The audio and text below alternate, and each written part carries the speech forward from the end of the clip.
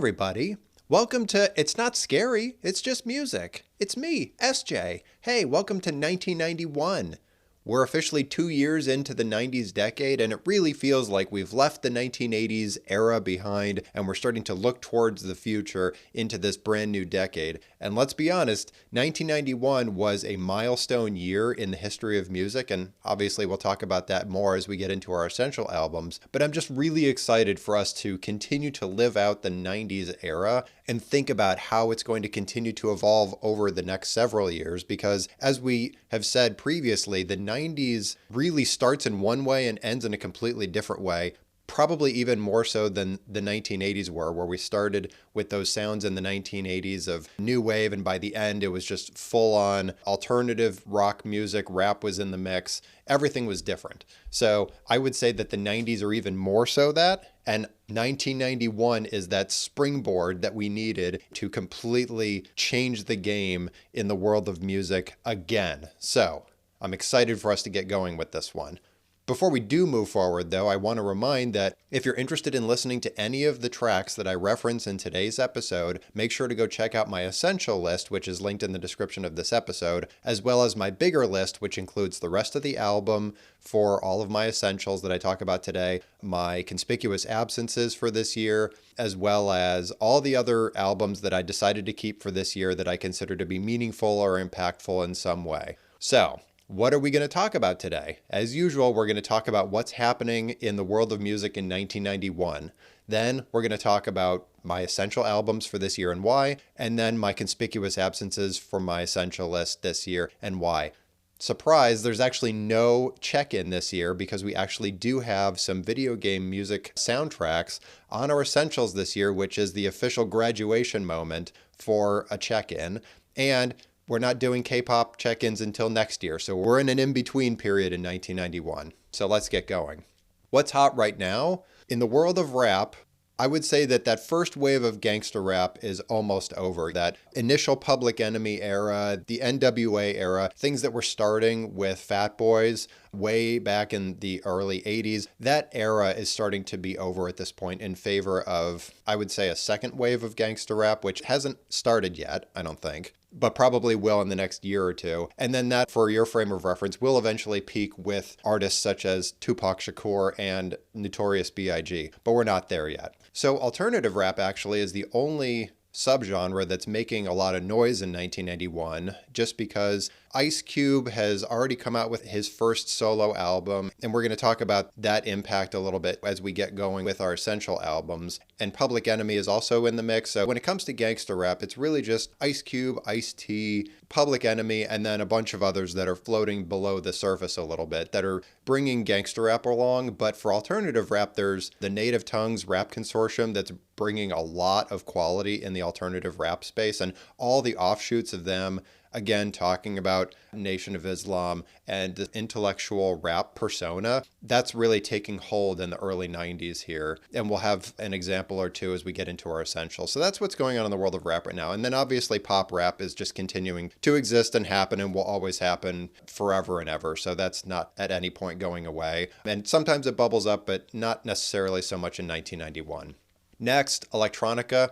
We're predominantly talking about techno, we're talking about house music, both of which are becoming very popular. They're becoming very infused and integrated into a lot of other genres at the same time. Like electronica is finding its way into pop, rap, rock, metal, punk. It's finding it everywhere. Not so much country, but it's finding it almost everywhere. And then trance is also a subgenre of electronica that's finding its foothold in this year too. And along with that, ambient trance is going to start finding a foothold as well, because ambient music has been around for decades already, because it typically is associated with the New Age movement. I think if anybody who is looking at my big lists in the early mid 80s was looking close enough, you might have found the artist Kitaro, and he was the ultimate new age / ambient music creator. And so new age and ambient music has been around for a while, but the idea of creating more trance ambient is going to turn even more so into a thing as we go along here in the 90s. But in 1991, it's mostly all about techno and house.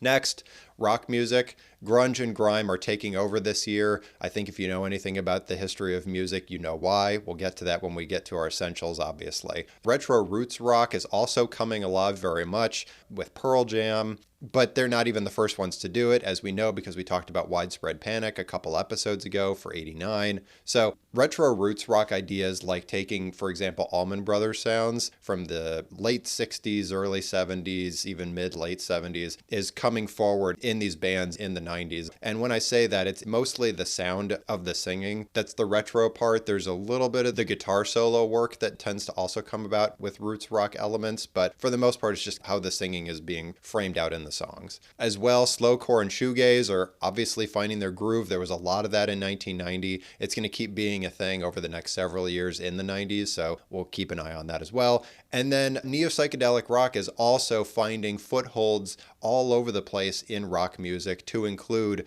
bands like Nirvana, Pearl Jam, and so on and so forth. I wouldn't say that there's strictly any bands that are utilizing the full extent of neo-psychedelic rock at this point that we've highlighted in our essentials, but it's more so weaving its way and being utilized as little artifact ideas to elevate some other kinds of music. So we'll talk about that more as we get to our essentials.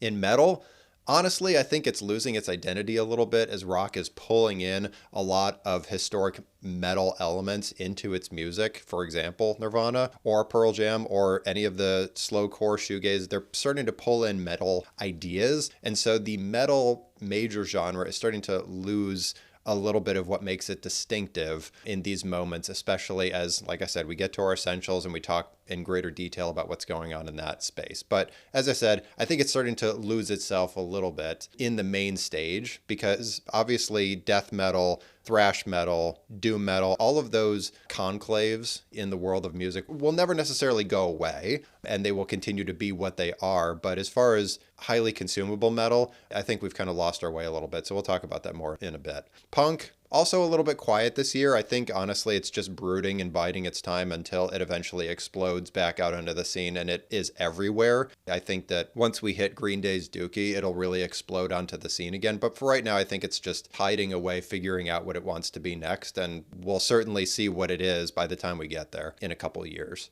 Country, I think we're actually getting a little bit closer to the evergreen sound of the neo-traditionalist pop country ideology this year. We're not quite there yet. I think that what we hit in 1989 with Clint Black was about as close as we had gotten up until that point, and then it's just been little tiny tweaks moving things along in that direction. But we haven't had so many monster country artists or hits that have been happening over the last year or so to talk about necessarily. So that is also a little bit biding its time, trying to figure out what it wants to be, and then it'll explode out onto the scene as well. R&B is also quiet this year. I would say that it's been quiet over the last couple years, trying to, again, figure out what it wants to be. Last year with En Vogue, that was, I would say, the first shot out onto the stage declaring that this is what we want R&B to be for the next several years at the very least. And I think anybody that knows anything about mid or late 90s R&B knows what's coming down the pike. But for right now, R&B is being a little bit quiet, I think, trying to wait to see what springs out onto the main stage of pop culture to get some directionality on what the next sound for R&B is going to be, because I think right now it's a little bit uncertain. Pop, also quiet this year. It's about the same situation as R&B. I think there's a lot of waiting around to see what the next sound for pop music is going to be. And we're still several years away from boy bands or Britney Spears, for example. So I think that the 90s are still waiting for its 90s direction, because I just don't think that we're there yet. Because at this point, Madonna's done. Artists like Kathy Dennis aren't putting out monster hits regularly. So I think that there's just a little bit of directionlessness with pop. Video game music, like I said, we actually have some essential albums in the video game music genre this year, which I'm excited about because it means that we're done with the check-in officially. At this point, Generation 1, which is Nintendo Entertainment System or Famicom, that's I would say officially on the back foot at this point in favor of Gen 2, which is Super Nintendo or Super Famicom, the Genesis, Sega Master System, TurboGrafx 16, even the Sega CD to a certain extent could be justified as Gen 2. So Gen 2 is officially blasted onto the scene and taken control of the video game music listening audience. And Gen 1 is officially becoming passe or moving out aggressively, which is a shame because there is a lot of quality to call out in Gen 1 over the next couple years as it continues to search for its relevance in a world in which the available soundscapes of Gen 2 are just completely eclipsing it. So it's really interesting stuff to see, this transition point. J-pop, I would say, is basically lost at this point in terms of what it wants to be. Following Psy's departure from the stage, there has been a little bit of a void where bands are trying to figure out what they want to be. There's a little bit of electronica music that some J-pop artists have been playing around with, like Danky Groove, for example, has been happening for the last couple of years, but hasn't been bubbling up to the essentials and won't this year either.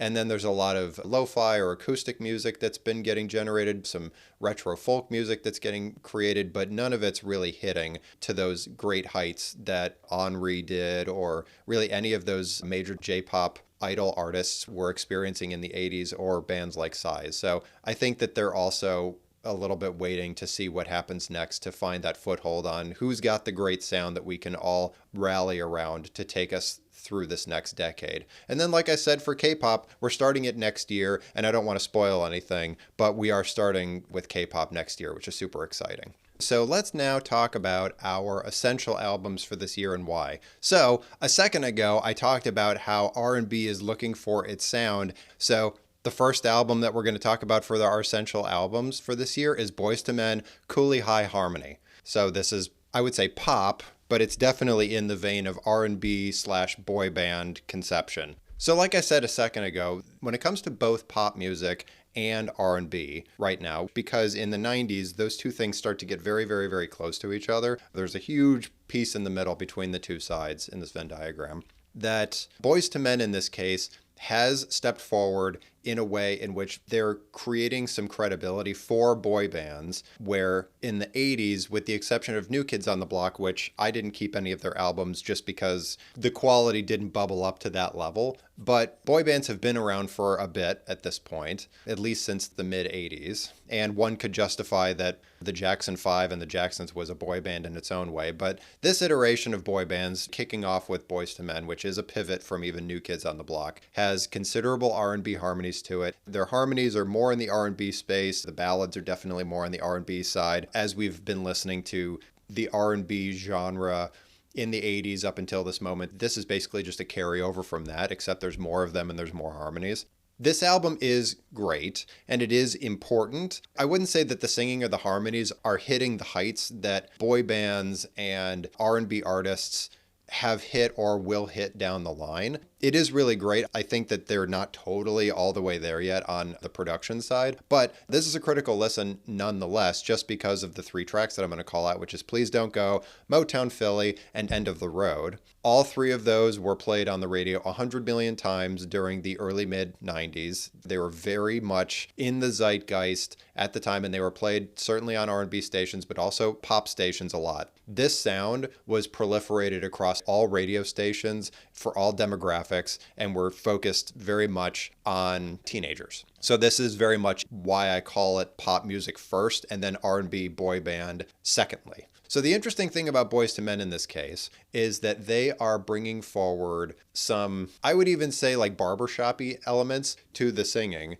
in which you could imagine them hanging out outside a store and they're just doing their thing. This doesn't sound like it's got a tremendous amount of overproduction behind it like you might have imagined in the 80s, because the thing about the 80s for a lot of bands is that they, by design, sounded highly overproduced. This sounds much grittier, as if perhaps they did this themselves in the studio, which does have a certain enjoyable quality to it. They sound scrappy, which is really great. And it sounds much more organic. So we're going to see, obviously, that grittiness and that organic nature dissipate in favor of high production as we go through the 90s and boy bands turn even more so into a thing. But for right now, we're starting at the very beginning with this idea, and it sounds like the beginning of something, which is really exciting. Next, Cypress Hill by Cypress Hill. This is certainly West Coast gangster rap. I would even say that there's a certain degree of stoner rap that's associated with this, which is fun stuff too, because it's a little bit of an offshoot from just being strictly West Coast gangster rap, but definitely that genre nonetheless. To me, I would define this as late stage gangster rap. As I talked about earlier with our rap discussion about what's in right now, this is definitely late stage because it sounds like it's evolving out of whatever was happening even in the peak era of gangster rap in this first wave. If you compare this up to, for example, Fat Boys, which was at the very, very beginning of the gangster rap era, this sounds nothing like it. It also doesn't really sound too much like the very first Public Enemy album. It sounds a lot more like NWA Straight Outta Compton, but even that, they've walked away a considerable distance from Straight Outta Compton, even in this moment, and that was only 3 years prior. One thing I do want to call out here too is we're starting to hear a lot more of retro sounding backtracks as opposed to, for example, jazz or funk tracks. It just sounds like there's more retro sounds, retro cuts, retro clips and snips that the DJ is using as part of the backtracks that Cypress Hill is rapping over, which is actually on the road towards Wu-Tang Clan, which is the official, we're moving out of the gangster rap, alt rap, those two early eras of rap, and we're moving into, I would classify the Wu-Tang era of rap. And so those retro sounds and retro clips being infused into the backtracks is very much Wu-Tang's brand. So there was artists that were doing that kind of thing here and there before Wu-Tang got to it. But then obviously Wu-Tang just capitalized on the whole thing and it became their fundamental sound. But Cypress Hill was doing it several years prior, so as we've often said, there's always a beginning to something. One thing also as a frame of reference, this is West Coast gangster rap, Wu-Tang is East Coast, so we're continuing to see that both sides are actually influencing each other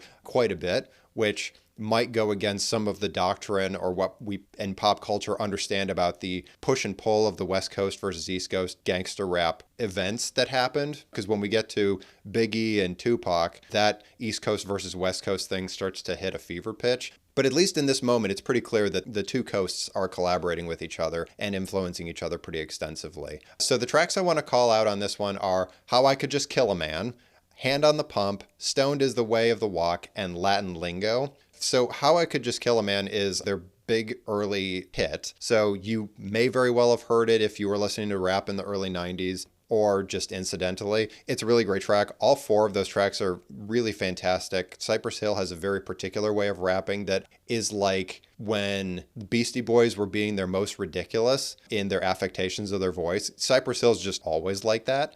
And it's really entertaining to listen to. Their vocals are very, very listenable and very enjoyable to listen to just because of how unique they are, and particular to Cypress Hill. It's really great stuff. And the last thing I'll say about it is that Latin Lingo is more of that Latin rap, which we talked about with Mellow Man Ace several years ago. Latin Lingo is just another tiny little bridge into giving Latin culture something else to align themselves with or something to consume, which is really great stuff because all of this Latin rap is inevitably going to lead to one of my favorite subgenres, which is reggaeton. And I'm just really excited for us to continue incrementally and very under the radar down that path towards that inevitability. So listen to all four of those tracks. They're really great. This is a really fun album. It's one of my favorites this year. And this is actually to say, I actually like most of the albums this year. This was a really hard year for me. I had to decline a lot of albums this year. Getting to 20 was really, really, really hard this year. I'll admit that up front. And another reason for that is the next record, which is Dinosaur Jr. Green Mind, which is another fundamental album.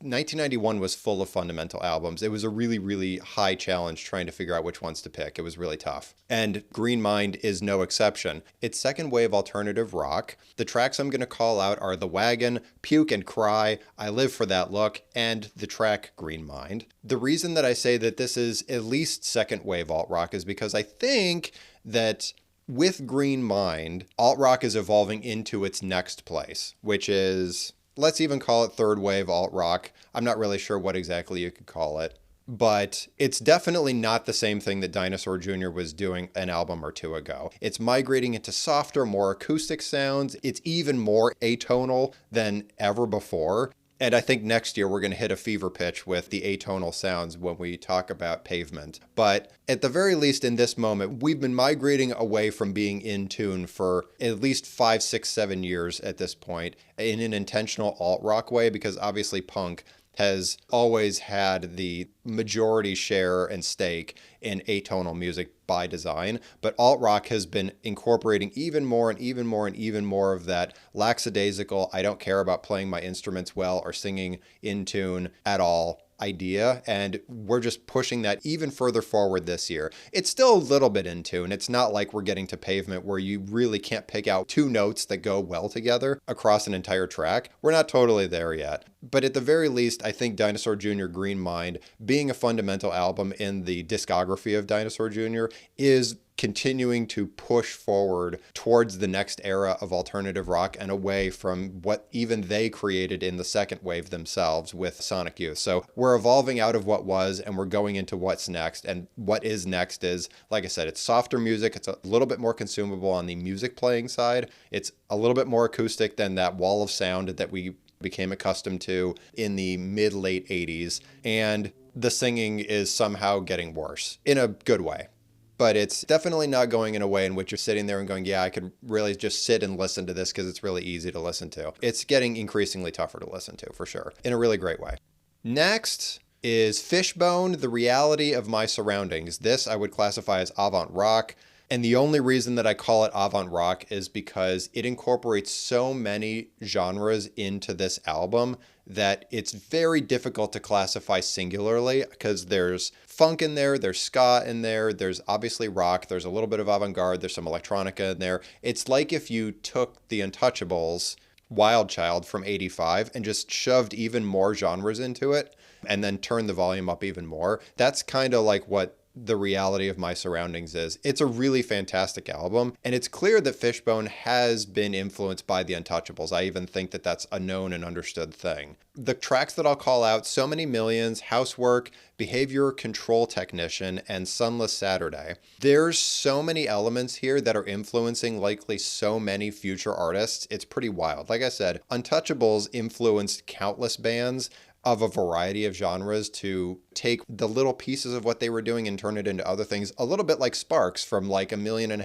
years ago in 1980. Untouchables did kind of the same thing, and Fishbone is doing even more of that now, but they're just incorporating sounds of the time in their music. Like there's some funk metal in there, West Coast funk metal, like your Red Hot Chili Peppers, for example. Like I said, there's just straight ahead funk, there's more electronica in there, certainly than Untouchables were playing with. It's really crazy stuff. It's, again, one of my favorite albums from this year just because of how ambitious it is. And no track really sounds like any of the other ones just because they clearly had so many ideas that it's still a cohesive album, but they just play with so many different concepts in each different track, and they're not committed to seemingly any of them.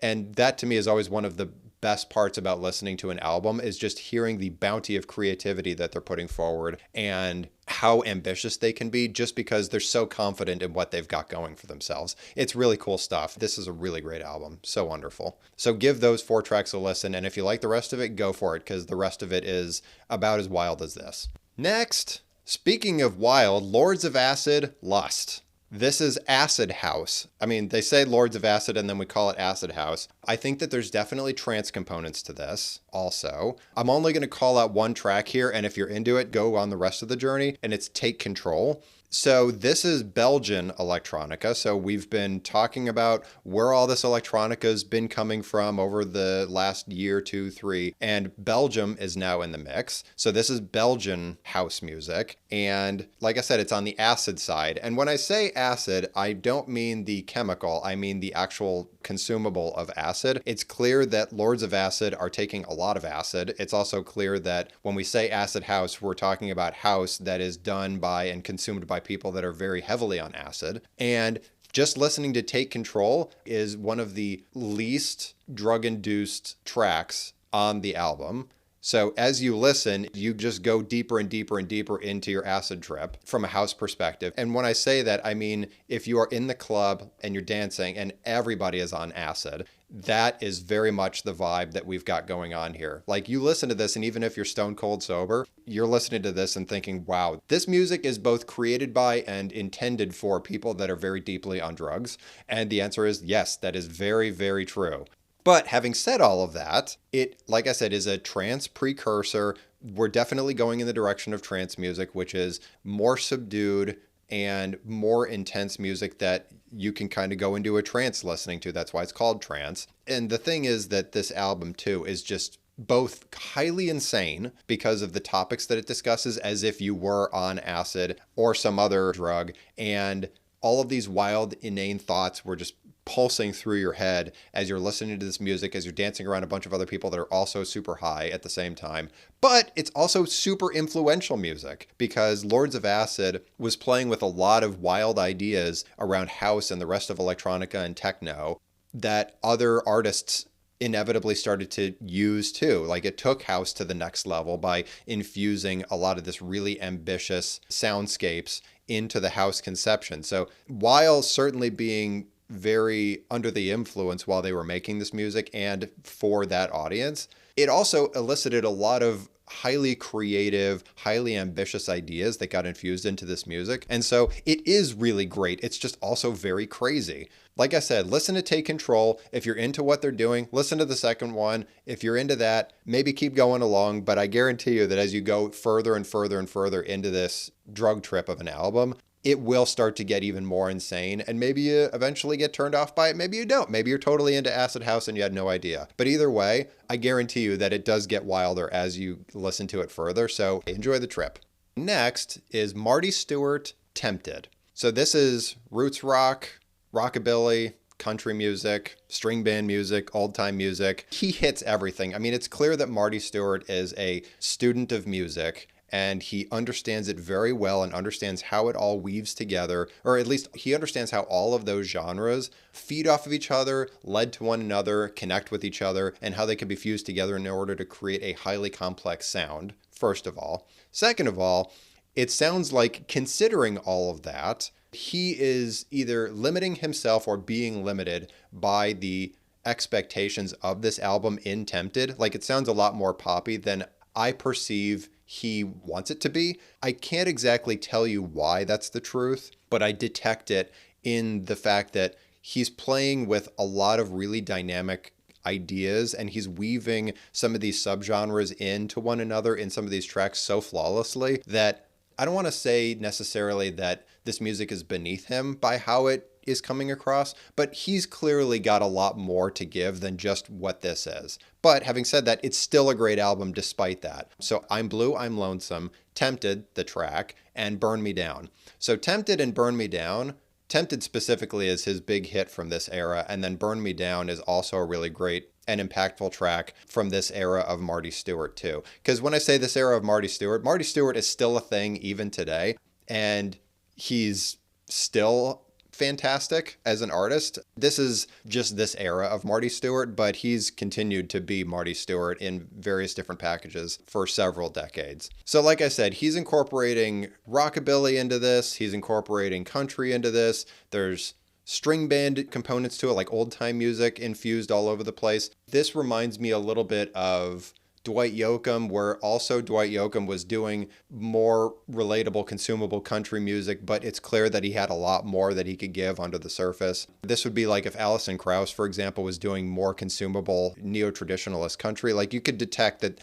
she could probably do a lot more than what she's offering up here, but she's doing this for reasons that we can't discern. So Marty Stuart is kind of similar in this case. Like, he's being fit into a box somehow, and he's fighting to do exactly what he wants, but he's not getting exactly there. But considering he's so fantastic, that it's all coming out great no matter what happens. I may very well be reading too deeply into this because of what I understand about Marty Stuart in later years, but either way, it's really great stuff, and you should definitely give it a listen if you've never given Marty Stuart your time.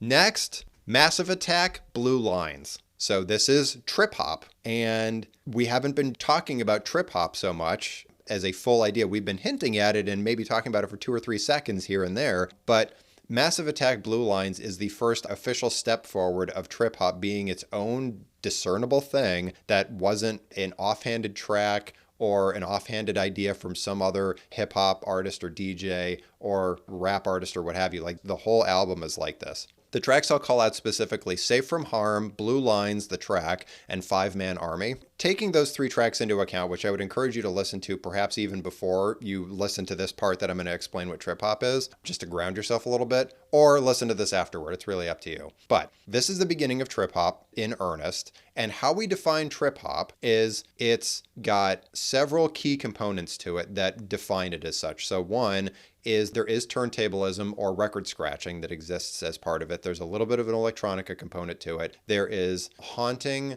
R&B style singing over the track.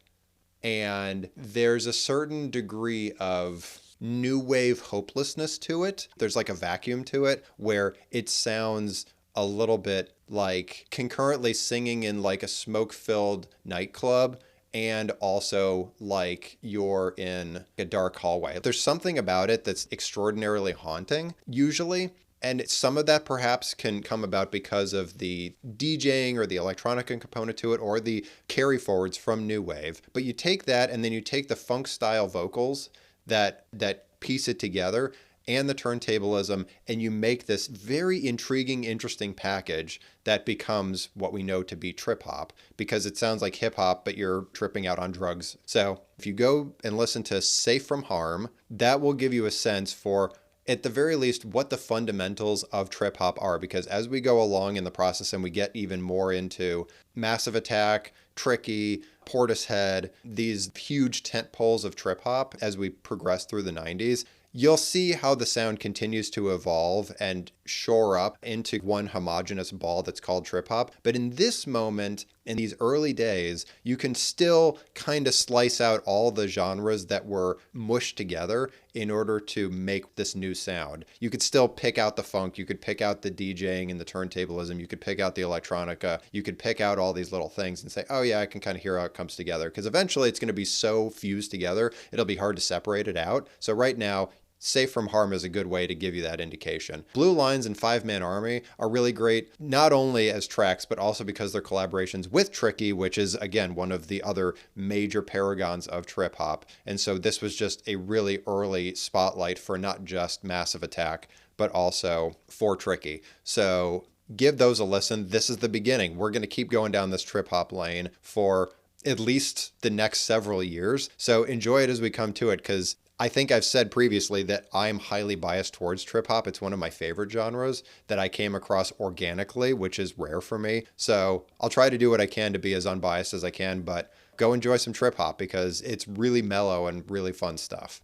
So not mellow at all, Metallica by Metallica. This is heavy metal at this point. It's a little bit thrash metal, but it's not fast, which is interesting because Metallica innovated speed metal and they've slowed this down so much and made it so deep and sludgy and heavy that it's clear that they were creating an album that was a little bit more relatable to the general populace, widening their aperture a little bit and trying to get more people to consume their music. I don't necessarily think it was like a commercial calculation, but they definitely slowed it down a lot. And as a result, were able to pull in probably more people that were less inclined to just hear hardcore and punk music that was just played super duper fast with really biting guitar work, which is the beginnings of Metallica. If you're really, really, really paying attention to the tracks I'll call out, Enter Sandman, Sad But True, Wherever I May Roam, and Nothing Else Matters, all 4 of which are some of their greatest hits that they've ever had ever, which speaks to, I think, the greatness of this album. All 4 of those tracks are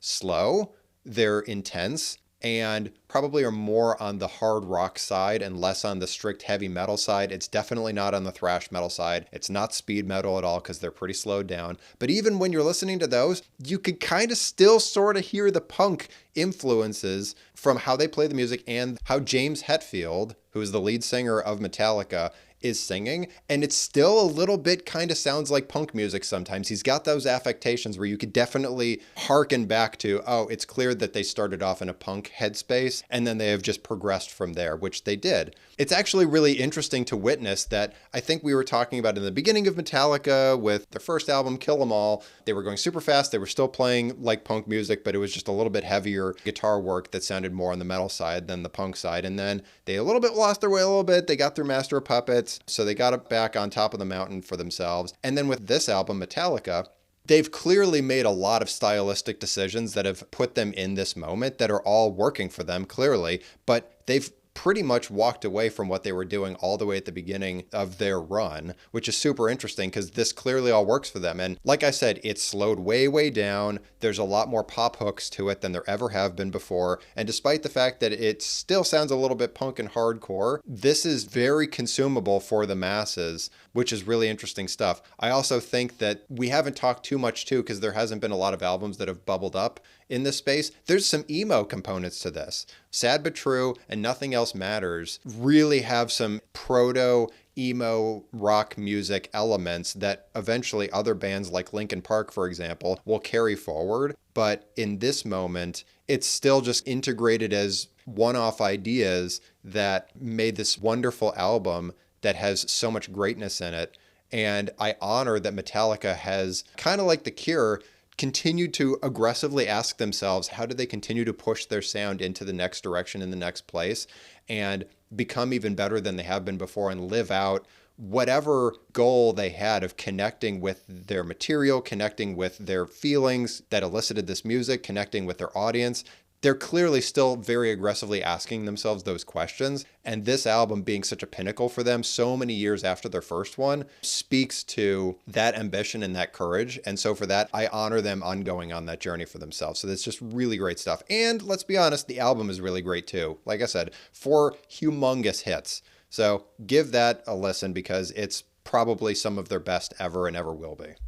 Next, My Bloody Valentine, Loveless. So we've had My Bloody Valentine on the Essentials before. They're back at it again, which is great because the last time they were on was 3 years ago. So they're lining up with the successes of Dinosaur Jr. and things like that. They keep showing up in the Essentials multiple times, which is great stuff because they're really great. I would say that prior to me doing this podcast, I didn't really give My Bloody Valentine a lot of attention. I mean, I kept it because I knew it sounded interesting at the time. But as I'm more deeply listening to some of this stuff, as I'm going through this podcast, I've really come to appreciate and enjoy My Bloody Valentine even more so, just because of how aggressively they're going down those avant rock shoegaze elements, especially considering that now that we're in the shoegaze moment, you could go back to 1988 and say there was some stuff that we were playing with in Isn't Anything by My Bloody Valentine that probably was proto shoegaze that led us inevitably to that moment. One could make that case, I think, because in this year with Loveless, the tracks Only Shallow, When You Sleep, and Sometimes, all 3 of those tracks are both very much My Bloody Valentine ideas. It's got that avant rock thing going on, but then there's also very heavy shoegaze elements to it. It's just really interesting to witness that you could metabolize that now and then go back and say, yeah, I guess they were playing with those ideas back then and we didn't really pick up on it too much. I think I might have said that it was proto shoegaze at the time. But either way, they're clearly living it out as much as they can. And to that end, since they were out ahead before some of these current shoegaze artists were around, I would presume that they were out in front on that. And if that weren't the case, and they're just incorporating some of those shoegaze elements that they've probably been consuming in the underground for the last year or two and just adding it to their avant rock sound that they already had, good for them, because they're staying current, they're staying relevant. It's really great stuff. So check out those 3 tracks. It definitely sounds like My Bloody Valentine. So if you liked Isn't Anything from 88, this is more of the same and it's really great stuff. So give it a listen. It's really great. Next, let's talk about Nirvana, Nevermind. I don't think I have to tell anybody that this is grunge rock. And if I do, welcome to Nirvana if you've never experienced Nirvana's Nevermind before. So the tracks that I'm going to call out specifically, just so we get them out of the way, is Smells Like Teen Spirit, obviously, In Bloom, obviously, Come As You Are, obviously, and Lithium, obviously. These are the 4 tracks that best define Nirvana on this album. They're some of the most iconic songs that ever have been in the world of rock music. And obviously, they're 4 of the most fundamental tracks on this record. There's at least 3 or 4 other ones that are on the level of being that level of critical, but these are the 4 galactic level importance. So we're going to focus on those 4. So if you've been listening to this podcast this whole time, and this isn't your first episode, hopefully you have been getting primed through several different artists across many different albums that has inevitably led you to this record and it not necessarily sounding like such a whiplash shock to your system that perhaps if you were alive at that time and listening to music, might have sounded totally earth-shattering, totally groundbreaking. It was so different, so intriguing. Hopefully you can listen to it with fresh ears as we've been getting to this point here. But hopefully you've been listening to Sonic Youth and Fang and Dinosaur Jr. and Dead Kennedys and all that hair metal and the neo-psychedelic stuff that we've been listening to over the last 5-6 years, that you get to this point and you think, yeah, I could see how we've basically merged all that neo-psychedelic rock, the hair metal, that early stage alt-rock, the second stage of alt-rock, pop music, and Fang, and probably 3 or 4 other things, and shoved it into this one package that is Nevermind. But that's basically what happened. Let's just take Smells Like Teen Spirit as an example.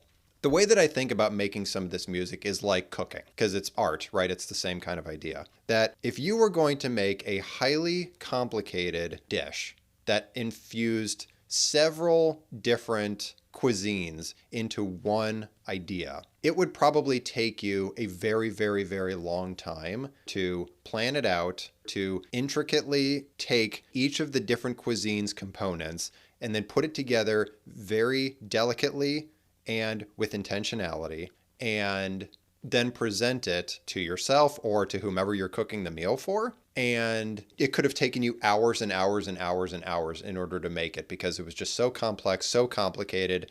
It was delicious and amazing, but it also took you forever. Then you think about an actual chef who works in a restaurant, and they have to make the exact same dish in like 20 minutes. So that level of speed and accuracy and attention to detail and talent comes together, allowing you to take something that took hours to make, and you're able to put it together in about 20 minutes because you've got food service, on a particular shift running. So you have to get the food in, you have to get the order out, and it's in this regular cycle. So if you're working at a top caliber restaurant, you have to be able to deliver on that very quickly, very effectively, and very consistently. So taking all of that into account, this is a little bit like that, where they've clearly taken countless amounts of inspiration from a variety of different artists, albums, genres, whatever, and they've put it into this pristine package of Smells Like Teen Spirit, where there's 2 seconds of hair metal, 2 seconds of neo-psychedelic rock, 5 seconds of alt-rock, a bunch of seconds of pop music. It's very clear to understand what it is they're singing about, and yet despite all of that, it's also an anthem for an entire generation of people at the same time.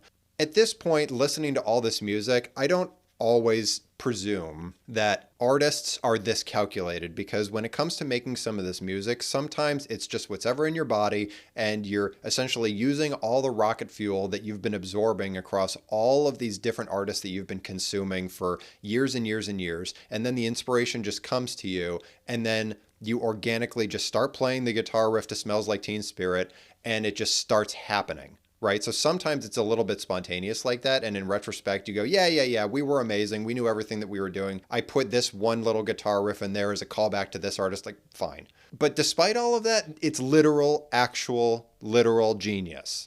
It's literal, actual genius. The creation of this album, first of all, considering that this is their second album, right? Because their first album was in 1989. This is just a completely different thing altogether. The sheen is there. It's so polished. It's so polished that unless you've been really, really actively listening to some of these precursors that we've been talking about over the last 10-ish episodes, you could very easily just state that Nirvana is coming up with a totally new thing, and they've completely changed the game across the face of all music, but rock music most specifically.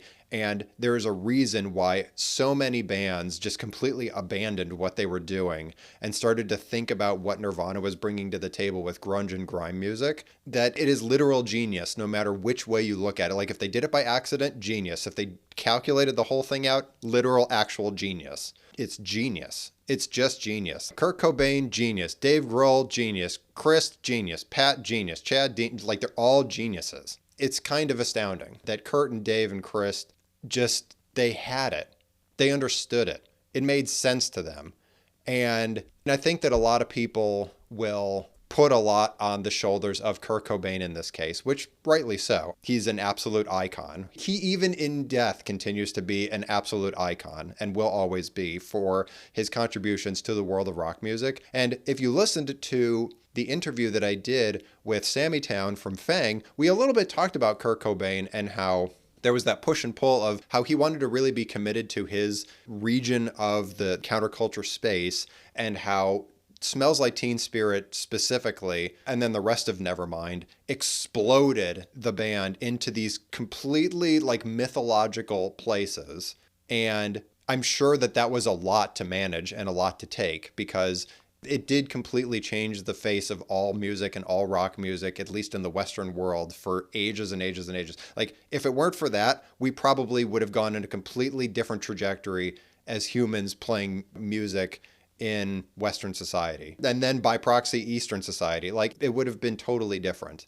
These are the things that people tend to say about Nirvana's Nevermind, is that it was such a catastrophically impactful earthquake or hurricane or whatever you want to think about it, like a meteor that hit the earth, that it's changed everything. But having said all of that stuff, all of that praise that I've showered that everybody's ever said about Nevermind, like I said, if you've been following the podcast up until this moment, very little of what they're doing in any of these tracks should be surprising to you, because it very much sounds like second wave alt rock. It very much sounds like neo-psychedelic elements. There's definitely pop hooks in there that can't be denied. There's lots of hair metal influences in there. It just is. They are geniuses, but it's not so out of nowhere that perhaps one might have thought about it when they listened to it the first time in 1991. So I think it is really important for us to certainly honor how amazing this album is. It's so amazing that it was one of the two reasons why I decided to ever do this music project to begin with. I wanted to know how we got from 1980 to this album specifically, and I found out. And hopefully all of you have found that out too, and hopefully you're sitting there thinking, well, that was great. I'm glad that we figured that out and we got there. But I hope at least a little bit too, you're like, yeah, okay, what's next? Right? Because following Nevermind, there's a lot that happens between now and today. And hopefully you're really excited to continue going on that journey now that we've hit one of those critical fundamental milestones where we say, yeah, we finally arrived at Nirvana's Nevermind. And I get how we got here. Let's keep going. So hopefully you'll keep going with me. But first, why don't you sit down and listen to the whole Nevermind, just to put yourself in the headspace, because it is the fundamentalist of fundamental albums for rock music. So at least sit down and enjoy it once before we decide that we're going to move on from that, because it is one of the best albums ever, period. Next is Nobuo Uematsu, the Final Fantasy IV original soundtrack. This is second-gen video game music. I definitely did say at the beginning of this episode and at the end of last week's episode that we would have video game music in the essentials for 1991, and here we are. One thing I'll call out before we talk about this is the Final Fantasy IV soundtrack was the first soundtrack that I really fell in love with that started my entire journey with video game music. So yes, there's a bias there. But the reason that I fell in love with it is because of how wonderful it is. And I'll tell you flat out, it only got more wonderful as I listened to the first three Final Fantasy soundtracks by Nobuo Uematsu that got us to this point, because he just took it to the total next level when he was afforded the opportunity to work in a second-gen video game system. The tracks that I'll call out are The Prelude, Lunar Whale, Within the Giant, and The Final Battle. So this soundtrack, more so than any of the Final Fantasy soundtracks that have come before it, all of which were done by the same composer, this soundtrack established him, or at least started to establish the mythology that he was the John Williams of video game music, for a couple different reasons. One is he cared so very much about creating symphonic orchestral experience with the sound effects that he had available to him in order to create these soundscapes, and it elicits a modern day soundtrack akin to a John Williams. The other reason is that it's clear that Nobuo Uematsu is very influenced by John Williams insofar as, if you listen to the four tracks that I called out here, but then also any of the other follow-on tracks from this album, there's elements of some of these songs that sound very John Williams-esque and also very Star Wars-esque. And so that's why that connection point started to be made starting in this moment. Like I said, This album is really hard for me to be objective about just because of how crucial it was to my music journey as a kid. But here's what I'll say about these tracks and why I called them out in particular. First of all, the prelude I called out because it's the same prelude that has existed for all of the Final Fantasies before it. So 1, 2, and 3. And it's just been upgraded for this new platform, so the second gen video game platform. And it sounds so much more fully realized than ever before. And it is a wonderful track that does set the tone for the rest of the album, the rest of the game, etc. Which is astounding considering that all 4 of the Final Fantasies up until this point are completely different from each other. They're completely different stories.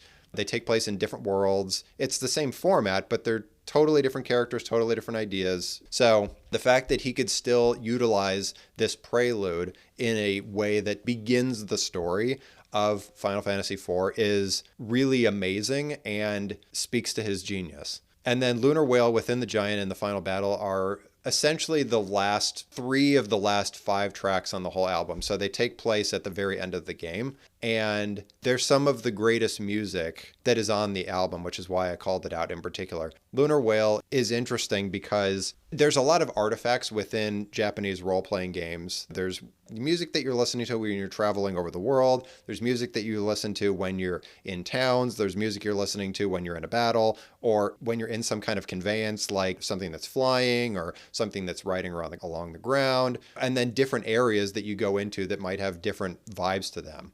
So those tend to be the major artifacts around Japanese role-playing games such as the Final Fantasy series. And Lunar Whale in this case is one of the conveyances that you take, which is a spaceship. And it does sound very much like you're going on this epic journey inside this spaceship towards the great unknown. And Nobuo Uematsu does an amazing job telling that story of legitimately a fairly flat visually video game. He adds so much flavor and story to it just in the music that if you just watched videos of people playing the game with the music turned off, it might seem like kind of a flat game because it legitimately is a second generation video game. Like there's not a lot going on. You're basically using code and numbers in order to tell these fantastical stories in creative ways, which does speak to the greatness of role-playing games on video game systems, that they're just using numbers to tell stories. But Lunar Whale in this case really does set the tone for going on that epic journey. And it's a really wonderful listen, and it is very well orchestrated for being a second generation Super Nintendo game. It's pretty wild stuff. Within the Giant is also a really fantastic environmental track where you're going through a particular dungeon, you're inside a giant robot. And it is towards the end of the game, so there is that certain degree of I'm getting towards the end of this journey. I fought a lot of hard battles. I'm going through this mechanized monster to try and save the world. You really get that sense when you're listening to it. Again, if you're just watching somebody play the game with the sound turned off, not inherently interesting, but listening to this music, you feel like you're on an epic journey. And then the final battle in particular, there's several battle themes that exist within the game itself. And the final battle is really wonderful outside of context, just because it's a really well orchestrated battle theme. It's one of his best, I would say, ever, even all the way up to the 15th or 16th Final Fantasy that he's helped compose at this point. And the other great thing is, if you go back and listen to the rest of the battle themes in the soundtrack, it's just a complete build-up of all of the different themes that you've been listening to as battle themes or other meaningful moments in the game up until this moment. So much like listening to musical theater, this final battle theme is a summation of so many of the ideas in the songs that have been played with this whole time that leads to this pinnacle moment of all the things coming to a head. And that all happens, again, with Nobuo Uematsu's genius of making this track. So hopefully that's a little bit more context about what you're listening to, because it is probably one of the best soundtracks of its era. There's definitely a lot more great ones to come, but this is definitely a peak so far in the history of video game music as of 1991. So give them a listen, even if maybe video game music has never been necessarily your thing. Just appreciating them from an orchestral perspective, I think that there is something to be said there, and engage with it fearlessly, because none of this stuff is scary. It's just video game music. So next is Pearl Jam's 10. This is retro roots alternative rock, and I call it out specifically as retro roots rock because it definitely has that element, and it definitely does not necessarily sound like straight ahead alt rock like we're talking about with Dinosaur Jr. and the like. This is roots rock infused alternative rock. Much like Nirvana's Nevermind, 10 by Pearl Jam is one of the gigantically important rock albums that came out in the 90s that were deeply influential and carried Pearl Jam into greatness, without a doubt. It's actually interesting because much like in 1988 where we had It Takes a Nation of Millions to Hold Us Back and also Straight Outta Compton, two critically important rap albums to the genre. This year, we get two critically important rock albums to the genre in one year. It's very interesting how that can happen sometimes, where you have not just one, but two critically important records, even of the same arena of genres, coming out in the same year. It's very interesting stuff. So the interesting thing about calling it alt rock too is that I think when a lot of people think about Pearl Jam, they think about alternative rock as a genre. Like if you were listening to an alternative rock radio station, they would play a lot of Pearl Jam. It's funny though, because if you listen to the tracks Even Flow, Alive, Black, and Jeremy, all four of which, much like the four I listed for Nevermind, are their gigantic hits that everybody listened to and everybody knew about in 1991 because they were all over the radio all the time, is that there's certainly the retro roots rock components to it. Nobody is debating that. But also this sounds like it's actually more metal, like Metallica style metal of this year than alternative rock, which, you know, is the sort of like atonal alt rock variety for Dinosaur Jr. or even first gen REM alt rock. This doesn't really sound like alternative rock that we've come to understand from the 80s. This sounds like metal mixed with retro roots rock, and for some reason it got labeled as alt rock along the way, which is super interesting in the annals of music history. It's intriguing. As I've been saying, at least since Widespread Panic from a couple years ago, we've been inching along to this moment for a really long time at this point. The idea of playing with retro roots rock elements has been on the table for at least since 87, and some of the slowed down hair metal conceptions that we see in 10 by Pearl Jam have been getting played with also for the last 2-3 years maybe. So the only real difference here is that Eddie Vedder, who is the lead singer of Pearl Jam, just does it in a very slightly different way than what everybody else has been doing up until this moment on both the metal side and on the retro roots rock side. And it just turns into 10. It's a little bit like Nevermind insofar as we were pulling a bunch of elements that were already kind of happening into this one highly polished package that seems extraordinarily confident. Their perspective is so undeniably clear that it just seems like a totally new thing because of how confident they're playing this music. But the reality is it's been getting played with for a little while already, and Eddie Vedder and the rest of Pearl Jam just makes it come across and seem like it's this totally new thing. It's not. But they've put it all together into this very intriguing package that is, again, highly consumable. And as a result, it starts to take this brand of rock/metal into different directions that kind of sounds like Pearl Jam now. So it's just an interesting evolution for the history of rock music in both of these cases, where all of these things existed, but then you put it into this really great package and you execute it so flawlessly and so confidently that it just gives direction to everybody else and says, yep, we're going to go that way now. And Pearl Jam's 10 delivers in that regard, just like Nevermind did. It was just a slightly different flavor. So go enjoy Even Flow, Alive, Black, and Jeremy. If you haven't listened to any or all of them in the last year or two, or ever, give them all a listen because they're all fundamental. They're all really, really great hits. And it's a really great grounding for you too, because the Pearl Jam sound of, in quote, alt rock is going to continue to permeate for at least the next several years in the world of rock music. So let's just get comfortable with that because there's going to be a lot of offshoots and evolutions off of Pearl Jam very soon. Next is Primus, Sailing the Seas of Cheese.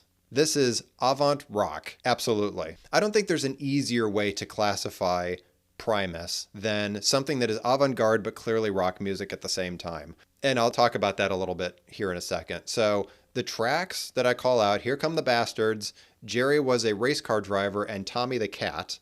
3 really fantastic tracks. They're super funny. The thing about Primus is that they are very funny. They are very self-effacing. They're also quite insane. So enjoying some of this is probably about as palatable as enjoying any other avant-garde rock music. So that's why I call it avant rock, just to kind of set your expectations. In my mind, this is basically taking that post-hardcore ideology, where we're certainly slowing it down. It's still got the absurdity of hardcore and doing the post-hardcore thing where we're walking away from punk ideas and walking more towards whatever nonsense comes next in the world of hardcore music. And then combining that with the kind of insanity of XTC. There's stilted lyrics. They're really interesting and intriguing ways of delivering the music and delivering, the cadences are very unusual, things like that. It's basically taking like those XTC style new wave ideas and 90s metal and putting it together and making this new interesting thing. And you listen to it, I mean, Here Come the Bastards, for example, listen to that and you go, yeah, okay, I mean, this is pretty stilted. It does elicit some avant-garde, avant-rock ideas, for sure. And then also throw some jazz in there too, by the way. Jerry Was a Race Car Driver and Tommy the Cat. There's jazz elements in there too. And not just jazz in terms of the instrumentation, but also the free-form structure of it. The lack of rules, let's just say.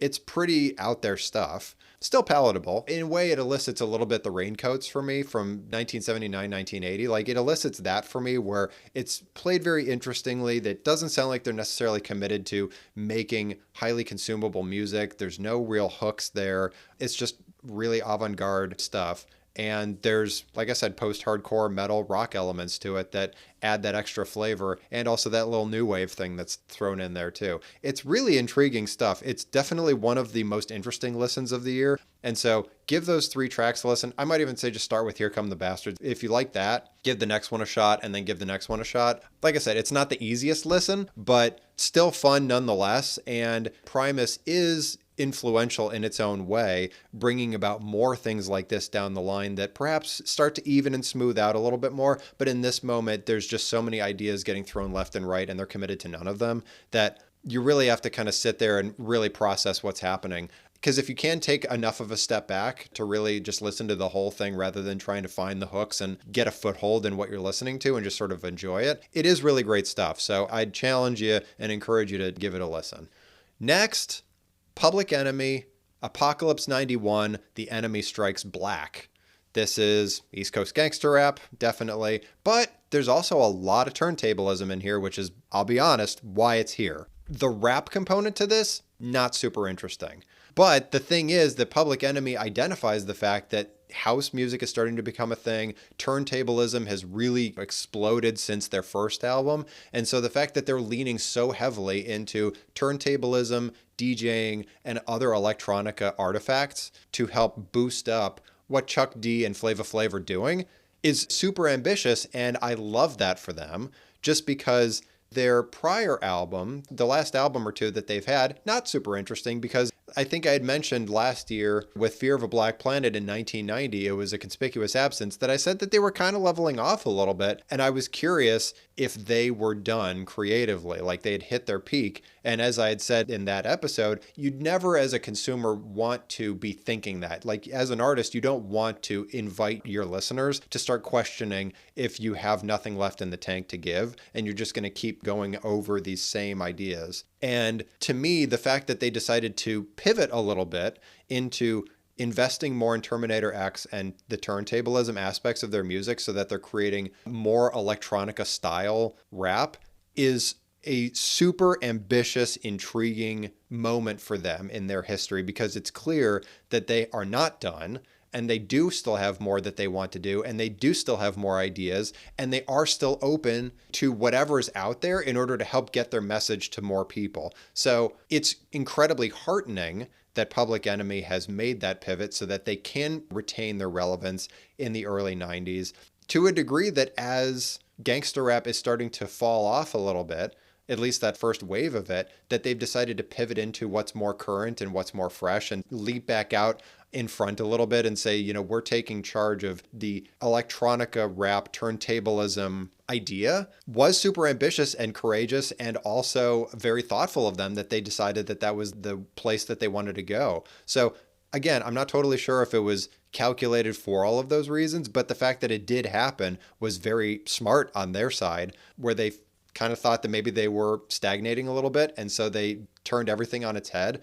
And it's a wonderful product. Lost at birth, can't trust it. And by the time I get to Arizona, 3 fantastic tracks, 3 fantastic examples of how turntablism is the king of this album, and how Chuck D and Flava Flav are certainly still the rest of Public Enemy and delivering on the rap side, but there's just so much more turntablism, and the levels that are operating in the electronic side is just super interesting. It's really interesting stuff and definitely very ambitious for them. And I want to honor that because it is really great and it does continue to show how creative they are and that they still have a lot more to give here because this is really great stuff. I hope more people are doing things like that as we progress down the line here in the 90s. So next, the Red Hot Chili Peppers, Blood, Sugar, Sex, Magic. This is funk, rock, funk metal, however you want to think about it. Red Hot Chili Peppers have been around for many years already. They've been rocking LA for several years already. We haven't bubbled up any of their albums to this point because Blood, Sugar, Sex, Magic is their huge breakout hit. There's a ton of great tracks on here that are major hits for them. Specifically, Give It Away, which is their first major hit that put them onto the pop scene, put them on the radio nationally like it was their thing. But The Power of Equality, Breaking the Girl, and Under the Bridge are also three really great tracks to complement Give It Away, and it creates one particular picture about what they're delivering here. I'm so happy that they finally bubbled up because Red Hot Chili Peppers is a really great, unique band. And I'm sure that there's a lot of funk metal that's happening and has been happening on the West Coast for a while at this point, and Red Hot Chili Peppers just were the ones that finally got to the top of the mountain. But one of the great things about this record too is that much like the Untouchables, because the Untouchables and Red Hot Chili Peppers were swirling around each other for several years in the 80s and presumed continued to into the 90s and so forth, is that Red Hot Chili Peppers were and are part of the LA counterculture that also found that mainstream vibe, kind of like the Untouchables. Obviously, Red Hot Chili Peppers, I presume, has catapulted further than the Untouchables ever have, and unfortunately may very well ever. But the fact that such strong counterculture that existed in the 80s in LA could get to this level is really cool stuff. This highly intriguing mashup of funk and metal together into one idea, finally finding a voice on the radio and representing that piece of the LA counterculture is really intriguing and wonderful to see because it is so unlike everything else that's been happening. There's obviously influences, and it's pretty clear if you call it funk metal, you know where those influences come from. But Red Hot Chili Peppers are really great, and they bring something at least that cuts through the noise of the rest of what's going on in 1991 a little bit, because it doesn't sound like Nirvana, it doesn't sound like Pearl Jam, it doesn't sound like Boyz II Men or Dinosaur Jr. or Metallica or, the Final Fantasy IV soundtrack. It sounds like its own totally different thing, which is really great stuff. So in case you haven't heard this album or somehow Red Hot Chili Peppers before, those 4 tracks should give you an excellent introduction to them. You can certainly go back and listen to their earlier stuff, but I think that they were still working on several things to get to this moment of polish and sheen. From here into the future, they continue to sound a lot like this, where there's some Power of Equality, there's Breaking the Girl, and Under the Bridge. All of those 3 tracks, because I think Give It Away was its own unique moment, but the Power of Equality, Breaking the Girl, and Under the Bridge, those 3 major ideas that they play with in this record continue to permeate through their future albums. So if you like what you got going on here, you can skip ahead and listen to the stuff that they did in the future, because it all sounds like this, and it's all really great stuff. And I'm just so happy for them. I'm glad that they finally reached the top of the mountain. Next, Shabba Ranks, as raw as ever. This is dancehall reggae and toasting. So the interesting thing about this record is that it is a Yellow Man evolution. So we've talked about Yellow Man a fair bit in our 80s recap episode. We talked about him a little bit. And then we've also been talking about him when we discuss reggae here and there in the early mid 80s episodes. So Yellow Man is still very much a thing because he's one of the great icons of this modern era of reggae. But Shabba is clearly evolving off of what Yellow Man started. And truthfully, this does sound like reggae from the 90s. The way that Shabba's singing, very 90s sounding.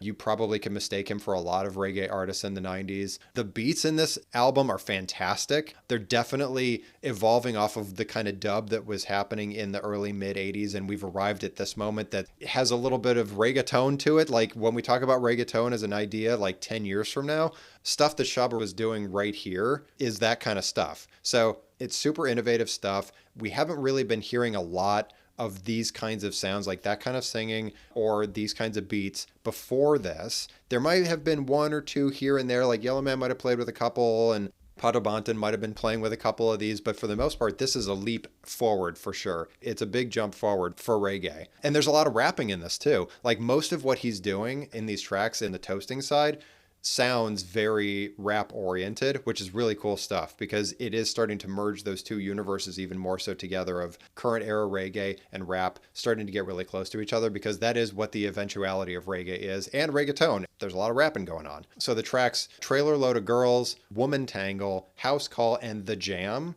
all four fantastic tracks. Yeah, you have to listen to Nevermind. Yeah, you have to listen to 10. Sure. Listen to this album, because it's really, really great stuff. It's a really great way to cut through everything that we're talking about here in 1991 because we're not talking much about reggae this year. So this is just a really great standout. It's a really fun album. It also does breathe a little bit of life into the rap genre, which were it not for bands like Cypress Hill doing interesting West Coast drug-infused rap or Public Enemy infusing lots of turntablism into the rap in order to keep it fresh. This is another way to keep rap fresh where perhaps it felt like maybe we as the entire genre as a whole was starting to plateau a little bit. Shabba was bringing some life back to rap where it might have seemed like it was stagnating a little bit. So again, it's super fun to listen to and it does kind of breathe new life into the genre as a whole, both reggae and also rap. Cool stuff.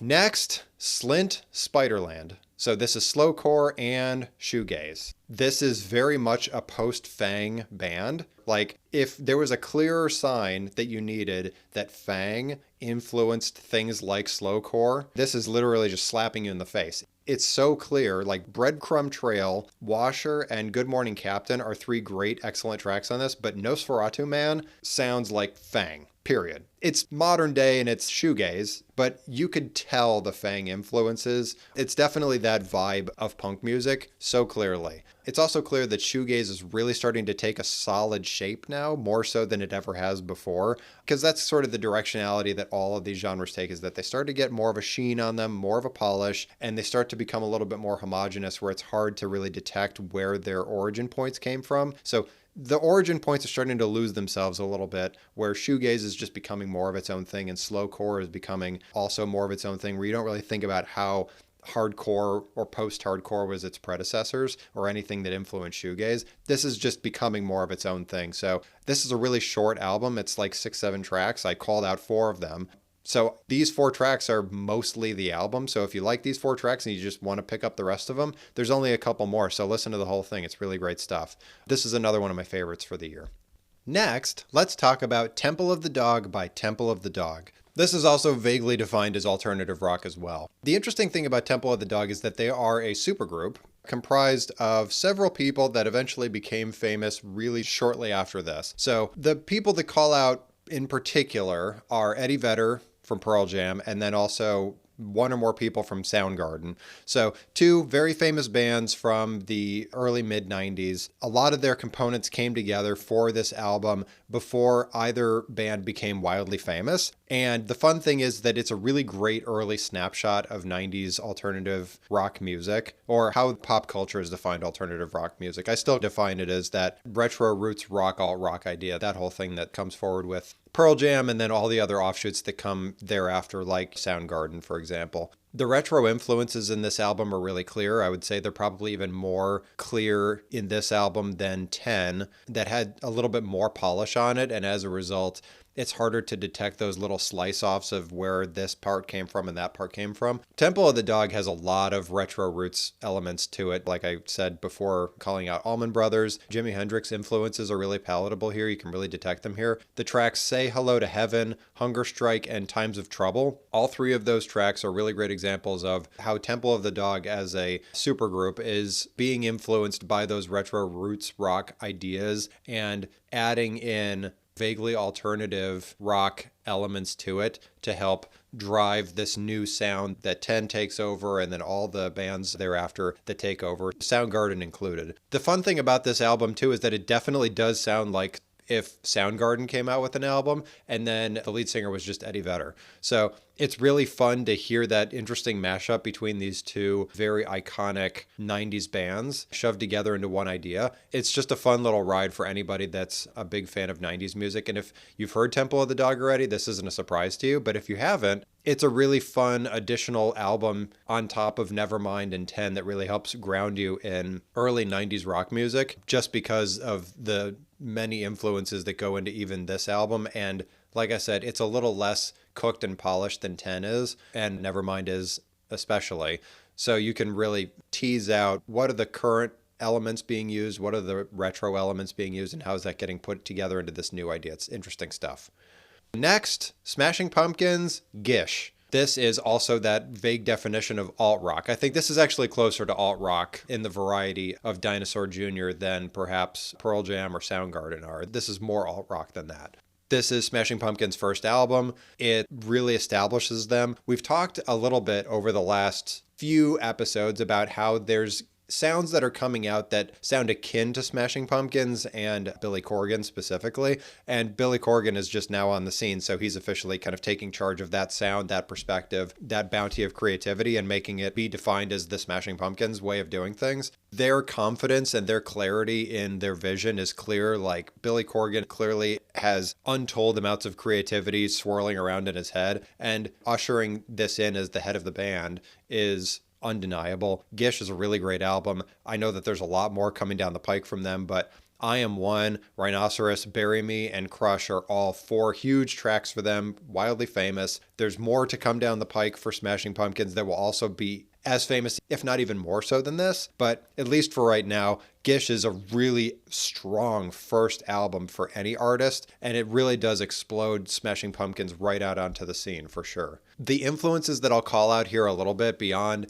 the second wave of alt-rock, your Dinosaur Jr. and Sonic Youth of the world, because that's definitely apparent in this music. But there's the Nine Inch Nails from '89 components. There's also some neo-psychedelic rock components to it. And you put all that together and it makes Gish, or even Smashing Pumpkins more broadly. The fact that they specifically combined the Nine Inch Nails industrial metal components with the second wave alternative rock, that really is the fundamental of Smashing Pumpkins rock music. The neo-psychedelic piece is something that they helpfully weave into a lot of their music, but it's not like the foundation of any of it. It's usually just an extra bit of flavor that helps a lot of this music along, and it just kind of creates that unique package that Billy Corgan and Smashing Pumpkins bring to the table here. It's really great stuff. Another foundational, critical album. I wouldn't say Gish is as impactful as Nevermind or 10, but it's a very, very strong number 3, I would say. And it definitely ushers in that third way of going about doing rock music in this moment, where you have the Nirvana way, you've got the Pearl Jam way, and the Smashing Pumpkins way. Those 3 definitive approaches that all definitely have a lot of shared values, shared ideas, shared creativity, but 3 distinctive sounds that creates 3 major pinnacles that other artists can follow going forward. So obviously those 3 paths are going to create whole different cities and countries and continents and universes in their own ways and offshoot into various other different sounds and bounties of creativity. But those are the 3 major paths that get walked. So it's very exciting stuff that 1991 was such a powder keg for the whole rock movement of the 90s.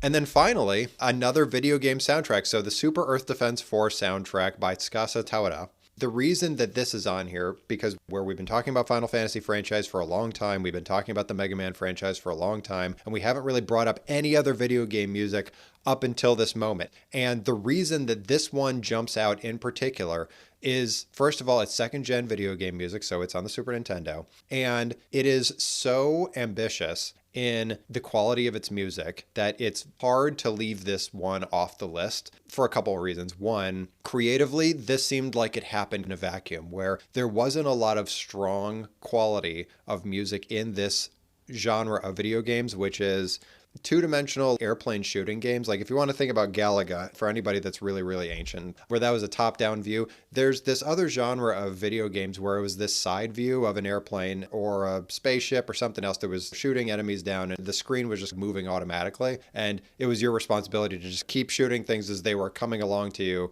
without your airplane or spaceship or whatever getting destroyed. So it's a pretty foundational genre of video games, this spaceship shooter idea. And so in this game, in Super Earth Defense Force, This game innovated a couple different things. One was the level of quality in the music was extraordinarily elevated over, I would even say, Final Fantasy IV, which was a huge leap forward for one of the greatest video game composers of all time, and on top of anything that was happening in Gen 1, even to include Mega Man soundtracks. So it was a huge leap forward in the composition of video game music for sure.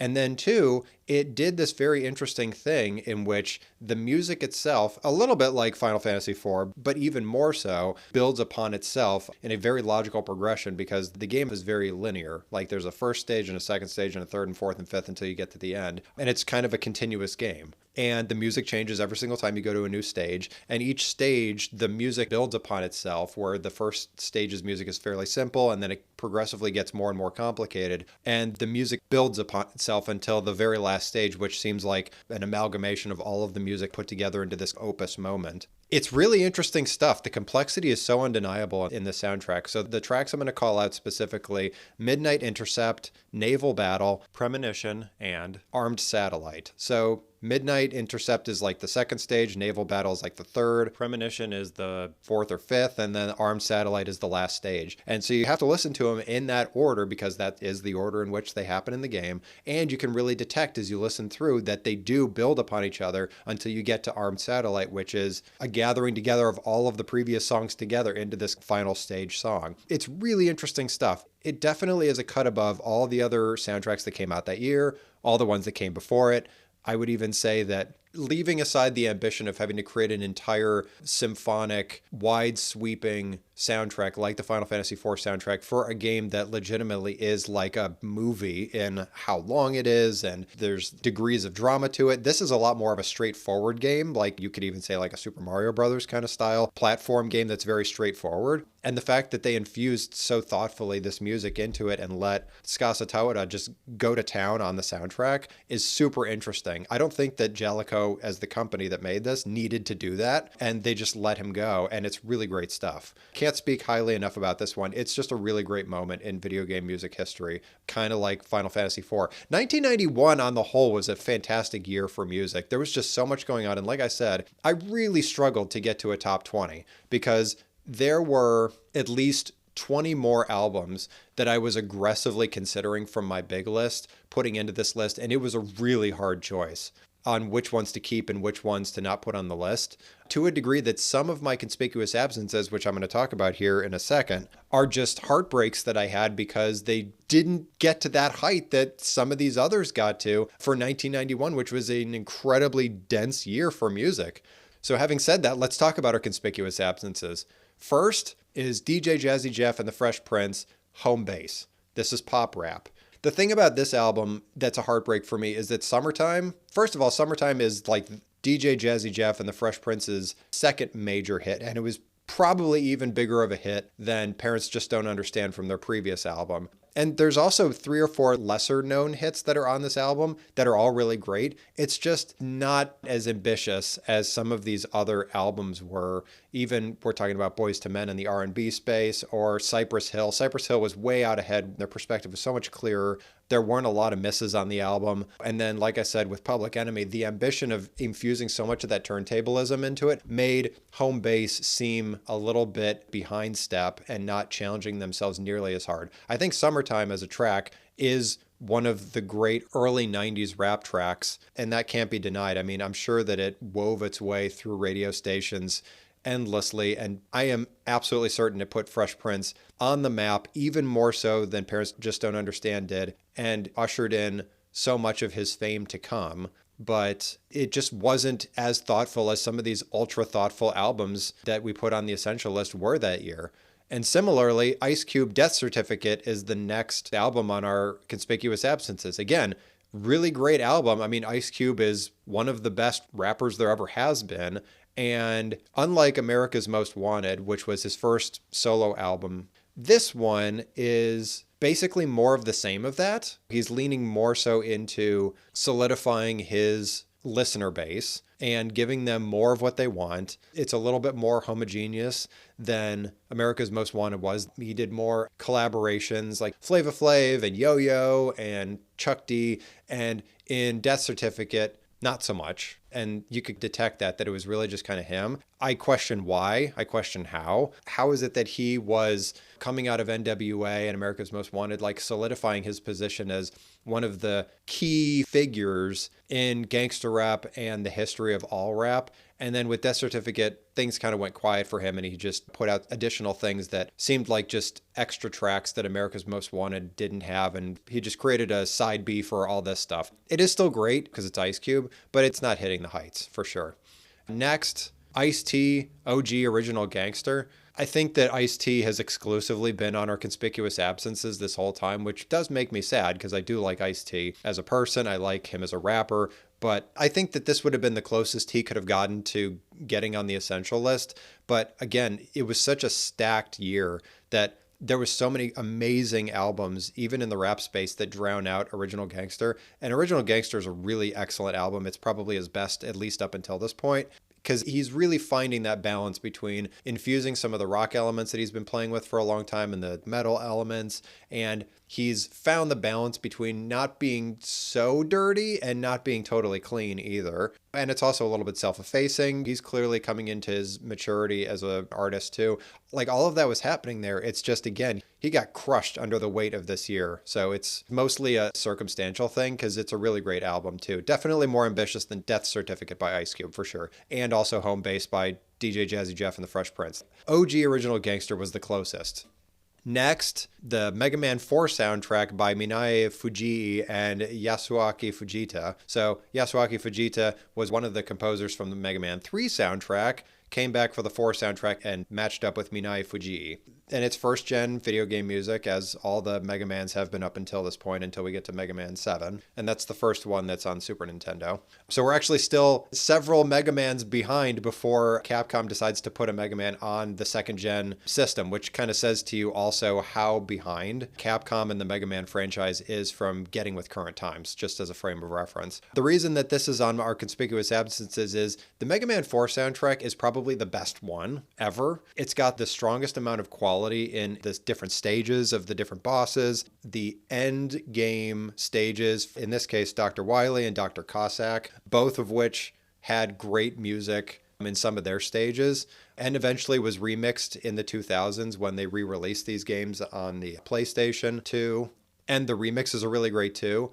But the problem is that competing up against Final Fantasy IV and the Super Earth Defense Force soundtracks, I think that, as I said at the very beginning of this episode, first gen is really on the back foot at this point, and they needed to aggressively leap out with some really innovative stuff on the first gen side, and I think that they did. There's some really interesting innovations happening in the composition and the sound engineering by Minae Fujii and Yasuaki Fujita, but they just can't compete at the end of the day. They really can't. It's really a heartbreak that they can't compete because it's a really fantastic soundtrack, so give it a listen if you want to. It's definitely hitting some kind of peak of first gen video game music excellence.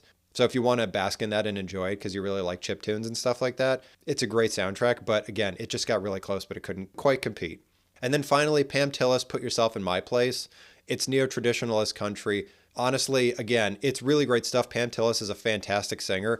Maybe it was Memphis was on this album, which was a huge hit for her on the radio and put her on the map. She has a lot of really great instincts around combining traditional country and neo-traditional country and pop country together. Her voice, like I said, is fantastic. But again, it's hard for her to compete in this really, really tight space. That's just got so many fundamental foundational albums in it in one year that a lot of stuff had to get pushed out. So a lot of heartbreaks all around. It was both a sad and happy and thrilling year in the history of music for sure.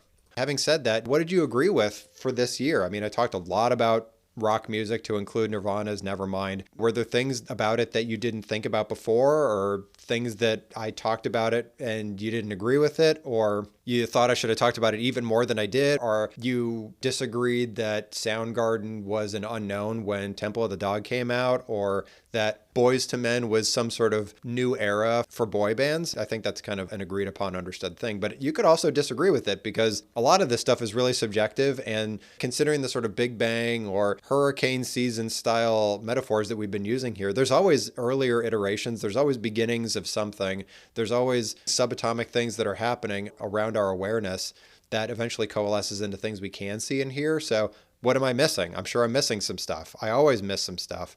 1991 was an insanely dense year. I had to have missed something because it was so busy with all the critical albums that came out this year. What did you learn? Did you learn something new about Gen 2 video game music? Hopefully. I mean, I talked about it for a little bit there. Did you learn something about Marty Stewart? Because he's amazing. You should probably listen to him a lot more. All of it's really great stuff. Like I said, this was an amazing year and it was a joy to talk about because I think at least I've been waiting to get to this moment because it was a foundational piece of my original music project. So talking about it in this podcast has been tremendously gratifying. So hopefully you all are enjoying listening to it as much as I did talking about it. So before we go, make sure to check out the essential playlist for this episode as well as the big playlist. They're both listed in the description of this episode. Please make sure that you join us again for 1992 as well. Perhaps we're going to have more interviews. I mean, I think interviewing some of the artists that we talked about in today's episode would be kind of a boon, wouldn't it? Or maybe last year. I think all of that would be really great. And when we do artist interviews, they come out on random Thursdays. So make sure you're staying after us and subscribe. Make sure that you rate us and comment wherever you're listening to us. Find us on Instagram at Not Scary Just Music Pod.